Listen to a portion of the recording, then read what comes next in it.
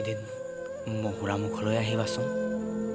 গেলাবিলৰ পাৰত হাজাৰ সপোন ৰচা কৃষকৰ সেই সৰিয়হ তৰাৰ সুবাস লবাহি। এবাৰ চাবাহি নতুনত্বৰ সন্ধানত মহুৰা আলিত দৌৰি দৌৰি গাৰ ঘাম মাটিত পেলোৱা শ শ যুৱক যুৱতীৰ অপ্ৰাণ চেষ্টাক। নিতাল নিস্তব্ধ বাৰিষাৰ বানে উটুৱাই নিয়া মহুৰা পথাৰৰ সোণগুটিবোৰ আৰু বান বিধ্বস্ত লোকৰ অশ্ৰুৰ ধাৰাবোৰক এবাৰ বুজ লৈ চাবানা।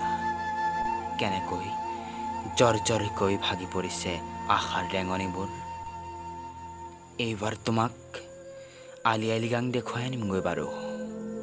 মিচিং ডেকাৰ ঐনিতমৰ সুৰত মিচিং গাভৰুৱে আউলি বাউলি হৈ নচা গুমৰাগ চুমান নৃত্য। সেই যে এছিয়াৰ ভিতৰত দীঘল কাঠৰ দলংখনৰ জঁকাটো এতিয়াও পৰি আছে। তোমাক এইবাৰ বুকুচাত লৈ দেখুৱাই আনিমগৈ বাৰু। এবাৰ মহুৰাবাসীৰ লোকৰ মুখত ভাহি অহা গীতৰ কলিবোৰ আৰু মন প্ৰাণ চুই যোৱা কবিতাৰ ধ্বনিবোৰ এবাৰ শুনি চাবাচোন। হয়তো তুমি আপোন পাহৰা হৈ পৰিবা মহুৰাবাসীৰ মাজত। তুমি কিন্তু মুগাৰ সাজযোৰ পিন্ধি আহিব নাপাহৰিবা।